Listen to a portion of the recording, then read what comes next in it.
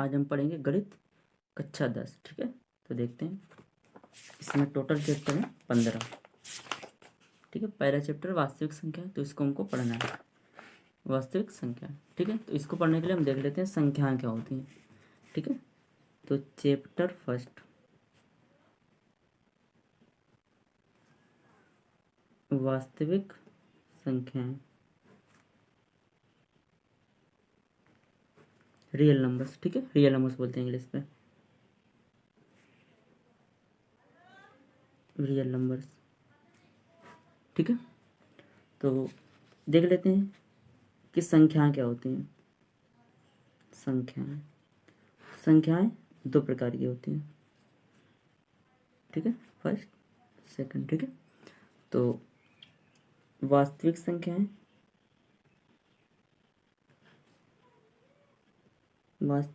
और काल्पनिक संख्याएं। ठीक है, काल्पनिक संख्याएं।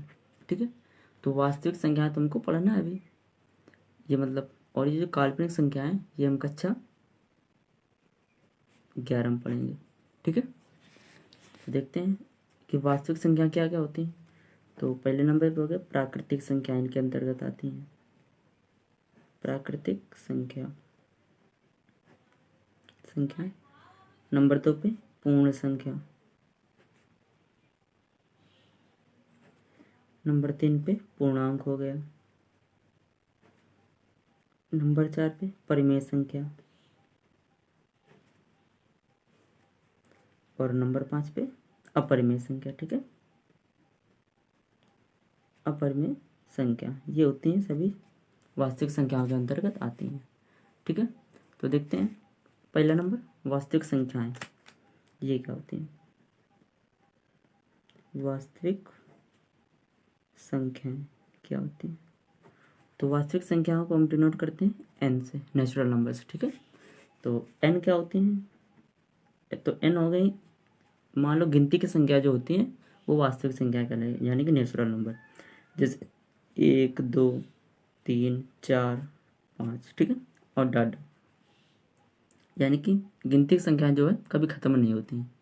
हमारी ज़िंदगी ख़त्म हो जाएगी, ये कभी नहीं ख़त्म होगी। ठीक है, तो देखते हैं ये क्या होती है, नेचुरल नंबर, वास्तविक संख्या हो गई। और नंबर 2 पे क्या है, पूर्ण संख्या। पूर्ण संख्या इनको कहते हैं होल नंबर्स, इससे डब्ल्यू से प्रदर्शित करते हैं। ठीक है, डब्ल्यू से। ठीक, तो ये क्या होते हैं डब्ल्यू, इसका फंडा बिल्कुल सरल है, 0 + n, यानी कि जो नेचुरल नंबर्स होती हैं उसमें 0 भी अगर जोड़ दो तो वो क्या हो जाएंगी, पूर्ण संख्या हो जाएंगी। ठीक है, तो डब्ल्यू बराबर क्या हो जाएगा, 0 1 2 3 4 5 और डॉट डॉट। ठीक है, ये हो गई पूर्ण संख्या। ठीक है, अब आगे देखते हैं पूर्णांक क्या होता है। ठीक है, पूर्णांक। ठीक है, तो आगे देखते हैं पूर्णांक क्या होता है।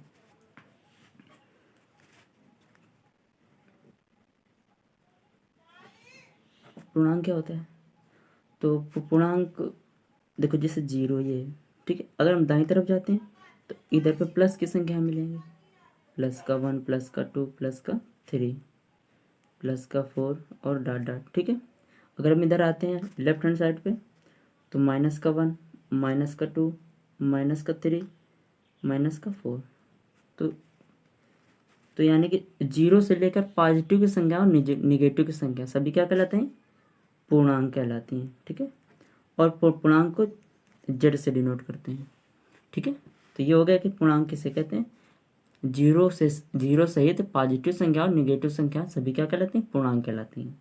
ठीक है, अब देख लेते हैं नंबर 4 पे क्या था, परिमेय संख्या है, परिमेय संख्या। ठीक है, तो ये क्या होती है परिमेय संख्याएं, तो ऐसी संख्याएं जिन्हें हम P/Q के रूप में लिख सकते हैं, और जहाँ पे क्या होना चाहिए कि Q इज नॉट इक्वल 0, यानी कि जो Q का मान हो 0 के बराबर कभी नहीं होना चाहिए। ठीक है, और क्या होता है दूसरे साथ, P व Q दोनों पूर्णांक होने चाहिए, P व Q दोनों पूर्णांक हों। ठीक है, और तीसरी होती है कि P व Q का HCF हमेशा 1 आएगा, तभी क्या होंगी परिमेय संख्या होंगी। ये पहली शर्त, दूसरी शर्त, तीसरी शर्त। जब ये तीनों शर्तें फॉलो हो जाएंगी तो क्या हो जाएंगी, वो होती है परिमेय संख्या। ठीक है, तो अब देखते हैं कौन कौन सी परिमेय संख्या होती हैं। तो देखो जीरो परिमेय संख्या होती है। ठीक है, क्योंकि जीरो को हम 0/1 लिख सकते हैं। तो ये देखो पी अपान क्यू के रूप में लिखा है कि ना, यहाँ पे दिया क्यू नॉट इक्वल टू, यहाँ पे पी जीरो है लेकिन क्यू जीरो नहीं है। ठीक है, और पी व क्यू दोनों पूर्णांक है, ये भी पूर्णांक है ये भी। अगर हम इनका एचसीएफ निकालें एक आएगा, इसलिए ये क्या है, परिमेय संख्या है। अगर हम देखते हैं 4/0 लिखा है। ठीक है, तो यहाँ पे क्या होगा, ये क्यू जीरो के बराबर है, पहले ही कह रहा क्यू जीरो नहीं होना चाहिए, इसलिए ये परिमेय संख्या नहीं है। ठीक है, और देख लेते हैं, अगर लिखा 4/1 लिखा है तो ये तो परिमेय संख्या है, बिल्कुल सही है। 4 पूर्णांक, 1 पूर्णांक, और यदि 4 1 का निकालें तो एचसीएफ 1 आएगा, और पी अपान क्यू के रूप में लिखा है तो ये परिमेय संख्या है। अगर हम इसको देखते हैं 4/8 लिखा हुआ है, तो ये परिमेय संख्या है कि नहीं, तो ये परिमेय संख्या नहीं है, क्योंकि ये पहले से आता पी अपान क्यू, तो पी अपान क्यू तो लिखा है। दूसरी पी व क्यू दोनों पूर्णांक हो, तो पी भी पूर्णांक है, क्यू भी पूर्णांक है। और ये तीसरी पी कामा क्यू का एचसीएफ 1 होना चाहिए। तो अगर हम इनका एचसीएफ निकालना तो इन दोनों का एचसीएफ 1 नहीं आएगा, इनका आएगा कितना, एचसीएफ 4 आएगा, इसलिए ये परिमेय संख्या नहीं है। हाँ, अगर इसका हम सरलतम रूप निकालें इसका तो क्या हो जाएगा, 4 एकम 4, 4 दूनी 1/2, तो ये परिमेय संख्या हो जाएगी। ठीक है, तो हमेशा सरलतम रूप ही परिमेय संख्या होती है। ठीक है, अब देख लेते हैं अपरिमेय संख्या। अपरिमेय संख्या, ठीक है, तो अपरिमेय संख्या क्या होती है, अभाज्य संख्या तो जानते हैं। अभाज्य संख्या कौन कौन सी होती है, 2 हो गया, 3 हो गया, 5 हो गया, जो मतलब केवल अपने आप से कटती हैं। और ठीक है, तो अभाज्य संख्या यदि हम, तो ये क्या होती है अपरिमेय संख्या, यदि हम अभाज्य संख्याओं का, अभाज्य संख्या होती है उनका यदि हम वर्गमूल निकाल लें तो वो क्या होती है, अपरिमेय संख्या होती है। जैसे 2 है, 2 का रूट निकाल दिया, ये अपरिमेय संख्या हो गई। 3 ये भी अपरिमेय संख्या है, 5 ये भी, और रूट 7 ये भी अपरिमेय संख्या हो गई। ठीक है, यदि हम, हाँ लेकिन अभाज्य संख्या होनी चाहिए। अब ये नहीं कि हमने लिख दिया यहाँ पे 4, ये क्या अभाज्य संख्या नहीं है। अगर इसको अमल करते हैं इसका मान 2 आता है, तो ये परिमेय संख्या है। ठीक है ना, तो केवल और केवल अभाज्य संख्या होनी चाहिए रूट के अंदर, तभी अपरिमेय संख्या होती है। ठीक है, और क्या होता है, और होता है यदि कहीं पे लिखा 1.001 0001 और डॉट डॉट इसी प्रकार चलता रहे। ठीक है, तो ये क्या होता है, इस प्रकार की संख्या होती है अशांत अनावर्ती बोलते हैं इस प्रकार की संख्या, जो मतलब हमेशा चलती रहती है। तो ये क्या होती है, ये भी अपरिमेय संख्या होती हैं। ठीक है, ये भी अपरिमेय संख्या होती है। ठीक है, अब आगे देख लेते हैं, यदि कहीं पे लिखा 1.6 और यहाँ पे बार का चिन्ह जानते हो ना, इसका मतलब क्या होता है कि 1.666 ये बार बार आता रहेगा। ठीक है, तो ये क्या होती है, ये होती है परिमेय संख्या होगी ये, क्योंकि हम इसको पी अपान क्यू के रूप में लिख सकते हैं। ठीक है, तो ये परिमेय संख्या होगी। ठीक है, अब देखते हैं आगे क्या है, तो आगे देखते हैं इसमें एक प्रमेय है, इससे दी हुई है चैप्टर पे, यूक्लिड विभाजन प्रमेय। ठीक है, यूक्लिड विभाजन प्रमेय, तो इसको देख लेते हैं क्या होती है। ठीक है, तो देखते हैं यूक्लिड विभाजन प्रमेय ये क्या होती है।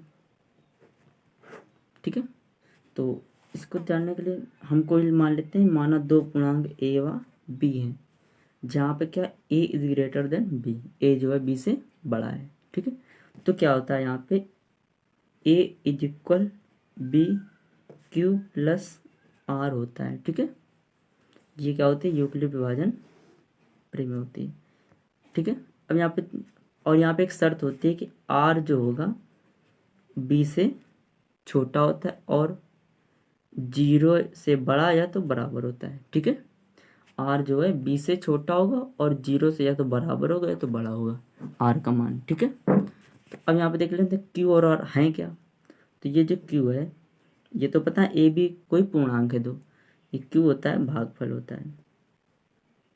भागफल और आर जो होता है शेषफल होता है, ठीक है ना। तो अब एक हम ले लेते हैं, कोई एग्जांपल ले लेते हैं। माना ए क्या है, हम कोई दो पूर्णांक लेते हैं, यहाँ पे कोई 9 है और यहाँ पे 2 है, तो ये बड़ा है ना इससे, तो ये क्या होगा, ये होगा ए और ये बी, ठीक। अब यूक्लिड विभाजन प्रमेय क्या थी, ए बराबर बी क्यू प्लस आर थी ना, तो उसके हिसाब से ए हमारा क्या है 9 है और बी क्या है 2 है। हमको क्यू का मान निकालना है और आर का मान निकालना है, तो इसका मान निकालने के बी से हम ए पे भाग देते हैं, तो 2 से 9 पे दिया भाग, तो 2 चौको 8 बचा 1। तो यहाँ ये क्या है भागफल और ये शेषफल, तो भागफल क्या होता है क्यू होता है और शेषफल आर होता है, तो ये आर हो गया। तो क्यू की जगह क्या लिखा 4 प्लस आर की जगह 1, तो यही होता है यूक्लिड विभाजन प्रमेय, ठीक है। अब देख लेते हैं दोनों तरफ बराबर है कि नहीं, इसको हल करते हैं, 4 दूनी 8 प्लस 1, इधर भी 9 और इधर भी 9 आता है, ठीक है। तो ये होगा यूक्लिड विभाजन प्रमेय, ठीक है। अब देखते हैं प्रश्नावली, ठीक है, प्रश्नावली, ठीक है। प्रश्नावली 1.1 क्या कह रहा है, निम्नलिखित संख्याओं का एचसीएफ ज्ञात करने के लिए यूक्लिड विभाजन एल्गोरिथम का प्रयोग कीजिए। तो फर्स्ट नंबर है 135 और 225, ठीक है। तो इसको देखते हैं।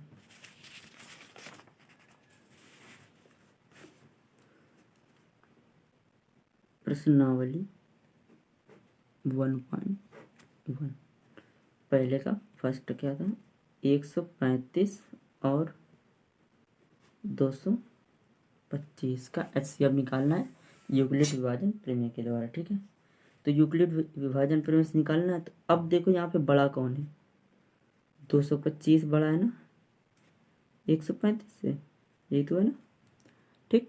तो 225 135 से बड़ा है, तो ये क्या होगा ए होगा और ये बी हो, चुके ए हमेशा बड़ा होता है यूक्लिड विभाजन प्रमेय में। अब देखेंगे यूक्लिड विभाजन प्रमेय क्या होती है, यूक्लिड विभाजन प्रमेय क्या होती है, ए बराबर बी क्यू प्लस आर, ये तो होती है, ठीक है। तो ए बराबर बी क्यू प्लस आर, तो यहाँ देख लेते हैं, ए हमारा 225 है, 225 है बराबर बी 135 है। हमको किसका मान ज्ञात करना है, क्यू और आर का मान तो पता नहीं है, तो इसको निकालने के हम क्या करेंगे, बी से जो है ए में भाग देते हैं, तो बी 135 है, ए 225 है, तो 135 से 225 पे हमने दिया भाग, तो ये एक बार जाएगा, ठीक है।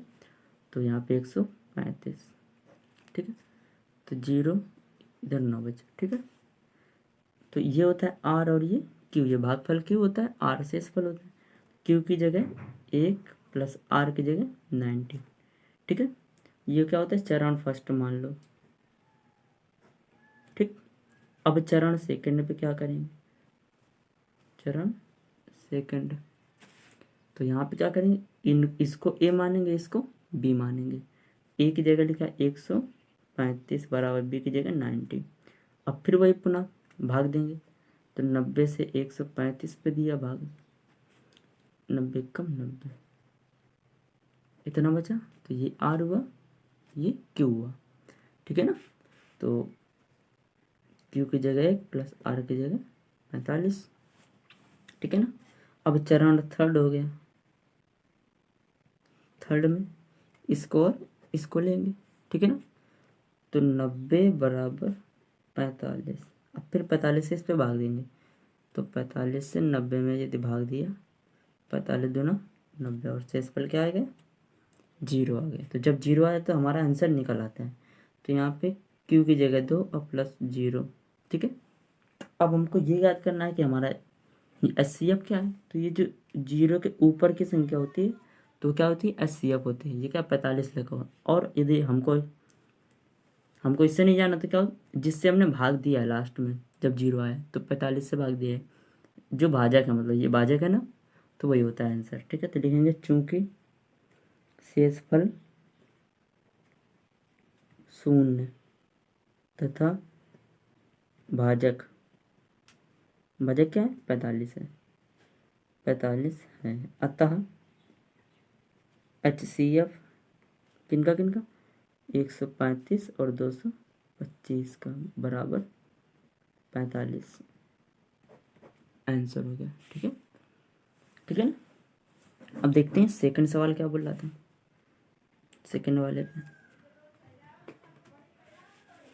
सेकंड पे क्या बोल रहा है। सेकंड पे बोल रहा है 196 और 48,220 का निकालना है। ठीक है, 196 और 48,220 का। ठीक है, तो देखते हैं इसको भी। 196 और 38,220 है। ठीक है, ठीक है। तो इस पे कौन सा बड़ा है, 38,220 इज ग्रेटर देन 196। तो ये ए हुआ, ये बी हुआ। ठीक है, अब यूक्लिड विभाजन प्रमेय क्या होती है। यूक्लिड विभाजन प्रमेय ए बराबर बी क्यू प्लस आर।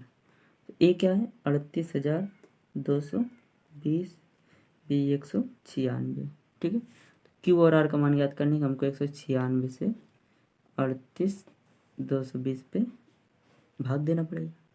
ठीक है, तो इस पे देंगे तो ये एक ही बार जाएगा, तो 196, 12 में 6 गए 6, और यहाँ पे 17 में 9 गए 8 बचा, और यहाँ पे 2 में 1 गया। ठीक है, अब 2 उतारेंगे। अब लगभग ये कितने बार जाएगा, ये जाएगा 9 बार। 9 छः का 54, 9 ने 81, 81 5 86, 9 कम 9 9 17। ठीक है, अब घटाते हैं, 12 में 4 गए 8, यहाँ 5 बचेगा, इससे यहाँ से ले 15 में 6 गए 9। अब ये 0 उतारा, चूँकि यहाँ तो 0 आ जाएगा। अब क्या होगा, अब ये 5 बार जाएगा, तो 5 का 30, 15 45, 48, 5 5 4 9, शेषफल 0 आ गया। ठीक है ना, तो ये क्यू हुआ और ये आर हुआ। ठीक है, तो यहाँ पे देखते हैं क्यू की जगह कितना आया, 195 प्लस आर की जगह 0। तो इसमें तो पहली बार में आ गया 0, तो यहाँ लिखेंगे चूंकि शेषफल 0 तथा भाजक कितना है 196, ये तो भाजक है ना, 96 है। अतः HCF किनका किनका 196, 38,220 का बराबर 196, ये आंसर हो गया। ठीक है ना। ठीक है, अब अगला सवाल देखते हैं। अगला सवाल क्या है, तो अगला सवाल क्या है, 867 और 255। ठीक है, थर्ड पे तीसरा है 867 और 255 बोल रहा है। ठीक है, तो इस पे 867 इज ग्रेटर देन 255, ये तो है। अब यूक्लिड विभाजन प्रमेय क्या होती है, यूक्लिड विभाजन प्रमेय क्या होती है, ए बराबर बी क्यू प्लस आर। तो यहाँ पे ए क्या है, जो बड़ा होता है, तो 867 बराबर बी 255। अब क्यू और आर का मान ज्ञात करना है, तो इसका मान ज्ञात करने हमको भाग देना पड़ेगा। तो 255 का भाग दिया 867 में। ठीक है ना, तो ये कितने बार जाएगा, ये लगभग 3 बार जाएगा। ठीक है ना, तो 5 3 15, 5 15 1 16, 3 2 6 1 7, घटाया तो 2 0 1, 102 बचा ना। ये आर हुआ, क्यू हुआ, तो क्यू की जगह 3 है प्लस आर की जगह 102। तो ये क्या था, चरण फर्स्ट था।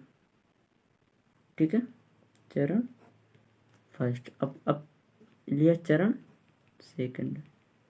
ठीक है, इसको और इसको लेंगे, तो 255 को ए मानेंगे और 102 को बी। अब क्यू और आर के मान ज्ञात करेंगे, फिर से भाग देंगे, तो 102 से भाग दिया 255 में, तो ये कितने बार जाएगा, लगभग 2 बार जाएगा। ठीक है, तो 4 0 2, 51 बचा ना, तो ये आर हुआ, ये क्यू हुआ, तो क्यू की जगह 2 और प्लस 51। अब अभी तक शेषफल 0 नहीं है ना, तो अब तीसरा चरण भी लेंगे। जब तक नहीं आता तब तक करते रहते हैं। तो 102 बराबर 51। अब इससे भाग देंगे 51 से 102 पे, तो 2 बार जाएगा, 2 1 कम 2, 5 दूनी 10, शेषफल 0 आ गया ना। तो यहाँ पे 2 प्लस 0। अब लिखेंगे चूंकि शेषफल 0 तथा भाजक यहाँ पे क्या है, भाजक 51 है ना। अतः शेषफल नहीं, अतः HCF किनका 867, 255 बराबर 51 आंसर हो गया। ठीक है ना। अब अगला सवाल देखते हैं क्या बोल रहा है। तो अगला सवाल है कि दर्शाइए कि कोई भी धनात्मक विषम पूर्णांक, क्या बोला है, विषम पूर्णांक 6Q+1 या 6Q+3 या 6Q+5 के रूप का होता है जहाँ Q कोई पूर्णांक है। ठीक है, तो इसके लिए देख लेते हैं। तो दूसरा सवाल बोले ना, सेकंड नंबर। ठीक, तो देखते हैं। अब यहाँ पे हमको माना कोई पूर्णांक ए है, माना कोई पूर्णांक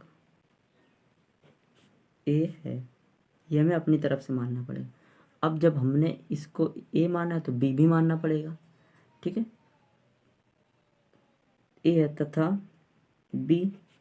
अब बी का मान हमको कितना लेना है तो ये हमें सवाल में देखना है। ठीक है, कि हम कितना लेंगे। तो यहाँ पे क्या कह रहा है, 6Q+1, तो जिसका गुणा Q से होता है वही तो होता है बी। यहाँ देखो सब में है ना 6Q से गुणा 6 का ना, तो यहाँ बी का मान कितना लेंगे, 6 लेंगे। ठीक है, तो बी बराबर 6 होगा। और जब बी का मान 6 होगा तब हमें इसके मान क्या मिलेंगे, आर के मान।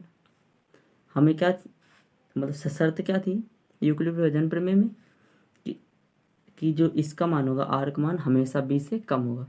तो बी से कम में क्या होगा, इच्छा है तो 0 इससे कम है, 0 भी हो सकता है आर का मान, और 1 भी हो सकता है, 2 भी हो सकता है, 3 भी हो सकता है, 4 भी हो सकता है, 5 भी हो सकता है, और 6 भी हो सकता है। ठीक है ना, इतने मान हो सकते हैं, नहीं 6 नहीं होगा। ठीक है, क्योंकि 6 तो उसके बराबर हो जाएगा ना बी के, तो बी से कम होना चाहिए, यहाँ तक 5 तक होंगे। ठीक है ना, ये नहीं होगा। ठीक, तो अब देखते हैं यहाँ पे कितने मान निकले, 1 2 3 4 5 6। हमको इनको सभी को बारी बारी से रखना है। ठीक है, तो यूक्लिड विभाजन प्रमेय क्या होती है, सबसे पहले यूक्लिड विभाजन प्रमेय क्या होती है, ए बराबर BQ+R। तो ए का मान तुमको ए ही दिया हुआ है, बी का मान 6 दिया हुआ है, और क्यू तो क्यू ही है, और आर के मान इतने दिए हुए हैं। तो हमको इनमें से सबको एक एक बार रखते चले जाना है। ठीक है, तो जब आर बराबर हमने क्या लिया, 0 लिया, तब क्या होगा, ए बराबर बी की जगह 6Q+R की जगह 0 रखा, तो क्या हुआ, ए बराबर 6Q। ठीक है, तो अब देखते हैं इसमें 6Q आया। तो अब देखते हैं ये क्या होगा, ये सम होगा कि विषम होगा। तो देखो हम इधर देख लेते हैं, मान लो 6 है, और ये जो Q है या तो सम संख्या हो गई या तो विषम संख्या हो गई। अगर हम मानते हैं कि ये सम संख्या है तो यानी कि सम संख्या यानी कि 2 2 4 6 ये तो होती है। अगर इसका हमने गुणा किया 6 दूनी 12, तो 12 क्या होती है, सम संख्या होती है। ठीक है, और यदि हम इसको मान लेते हैं विषम संख्या, तो विषम में क्या आती है, 3 5, तो 3 ले लेते हैं, तो 6 3 का 18, तब भी सम संख्या आ रहा है कि नहीं। यानी कि अगर हम 6 में या तो सम का गुणा करें या तो विषम का गुणा करें तो आता क्या है, सम ही आता है। ठीक है, तो यानी कि यहाँ पे ये सम है, और ये क्यू को मानो चाहे सम मानो या विषम, अगर हमने सम माना है तो विषम आ रहा है, और यदि हमने विषम लिया है तो विषम आ रहा है। तो ये टोटल संख्या क्या होगी, सम संख्या होगी। ठीक है, और हमसे क्वेश्चन में क्या बोला है कि कोई धनात्मक विषम पूर्णांक, तो हमको सम से कोई लेना देना नहीं है, हमको विषम चाहिए, ठीक है। तो इसको हमने इसी प्रकार लिख दिया, ठीक है। अब अगले नंबर पे क्या लेते हैं, जब r बराबर 1 लेते हैं, ठीक है। r बराबर 1 लेंगे तो क्या होगा, a बराबर 6q प्लस r की जगह 1 लिया। तो अब देखो ये तो सम होगी ना, ये सम और प्लस ये एक क्या है, विषम है, ठीक है। यदि हम सम में विषम जोड़ते हैं, यानी कि 2 में विषम है, 1 जोड़े तो 3 है, ये भी विषम है ना, तो ये दोनों क्या विषम हो जाएगा ना। तो हमको विषम चाहिए, हमको चाहिए विषम के नहीं, तो अब हम इसको क्या लेते हैं, समीकरण 1 मान लेते हैं, ठीक है ना। इसको समीकरण 1 ले लिया। अब हम क्या लेंगे, r बराबर 2 लेंगे, ठीक है। तो जब r बराबर 2 लेंगे, ठीक है, तो जब r बराबर 2 लेंगे तो क्या आएगा, तो a बराबर 6q प्लस r की जगह 2 लिया। अब यहाँ पे देखो ये सम है और ये भी सम है, दो भी तो सम है, तो सम सम जोड़ेंगे तो क्या आएगा, सम, यानी कि 4 में 6 जोड़ा तो ये भी सम है, ये भी सम, 10 आएगा, 10 भी सम है, तो ये सम ही तो आएगा। तो हमको सम से मतलब नहीं है, तो इसको ऐसे ही लिखना है। अब जब r बराबर क्या लेंगे, 3, तो जब r बराबर 3 लेंगे, a बराबर 6q प्लस 3, तो ये क्या है, ये सम है 6q प्लस ये विषम, तो सम में विषम जोड़ेंगे तो विषम आएगा कि नहीं। तो जब विषम आए तो विषम से हमको लेना देना है, तो इसको क्या करेंगे, समीकरण 2 मान लिया, ठीक है। अब क्या लेंगे, जब r बराबर 4 लिया, तो a बराबर 6q प्लस 4, तो सम प्लस सम क्या हो जाएगा, सम होगा। तो इसको छोड़ देते हैं क्योंकि हमें विषम चाहिए, ठीक है ना। अब क्या आएंगे, जब r बराबर 5, तो a बराबर 6q प्लस 5, ठीक है। तो अब क्या होगा, ये सम और ये विषम, क्या आया, विषम आएगा, सम विषम जोड़ेंगे तो इसको समीकरण 3, चूँकि हमको विषम से मतलब है, ठीक है। तो अब हमारे r के मान 5 ही तक तो थे, तो टोटल हो गया। अब हमसे क्वेश्चन में क्या बोल रहा था, देखो, तो हमसे क्वेश्चन में बोल रहा था कि कोई धनात्मक विषम पूर्णांक 6q प्लस 1, 6q प्लस 3 या 6q प्लस 5 के रूप में होता है ना। तो ये तो बोल रहा था, तो हमें समीकरण 1 6q प्लस 1, ए का मान जो है 6q प्लस 1, और 2 में 6q प्लस 3 और 3 में 6q प्लस 5 के रूप का आता है। तो हम लिखेंगे अतः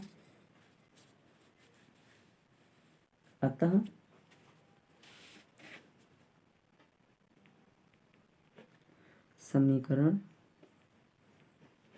1, 2 व 3 से स्पष्ट है कि